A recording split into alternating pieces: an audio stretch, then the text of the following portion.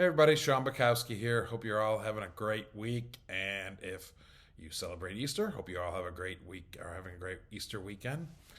I want to talk a little bit about a lawsuit that I wrote about back in November, which I think the verdict came down in October. And if you remember, this was the big couple of brokerages and the National Association of Realtors really got hit with a big judgment, $1.8 billion. And that was based on the alleged collusion.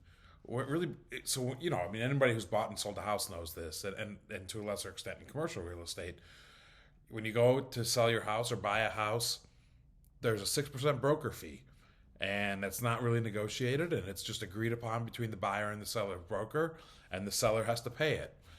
Well, that's sort of anti-competitive, and as a result, they got hit with a big judgment, $1.8 billion. Well, there's been a new update to that. 2 weeks ago, they settled that now. They got the verdict back then, but now, so as to not pursue their appeal of that anymore, they have settled it, I think, for $400 and some million. That's sort of irrelevant to us, but I think what the more important part is what will this mean going forward? I think going forward, it can't help but lower broker fees because there's going to be more competition in the industry. People are going to really start to compete, I suspect, on the broker percentage. And in addition, the seller won't necessarily automatically pay for both the seller and the buyer's broker.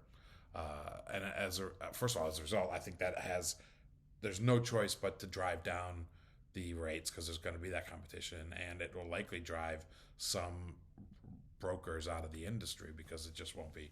They will see it as not worth it to them to be in the industry anymore. In addition, I think as you drive down rates, it's likely to lower the sale price because before, if you remember, the seller was paying for all of this and they're paying 6%. Well, if that rate is now 4% and they're only paying 2% of that, well, then that, likely will drive down the rate. And then, of course, if buyer has to pay for it, they're likely to offer less going forward. So I think it's going to have a pretty substantial change.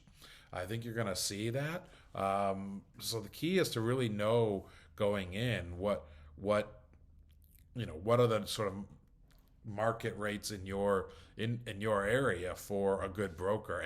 And by the way, I highly recommend not just taking the cheapest broker out there because having a good broker really is worth a lot, and it's a good person to have on your side.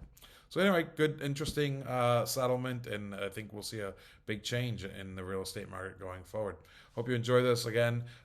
Please sign up for our podcast and our weekly email and our blog. Thanks a lot. Have a good one.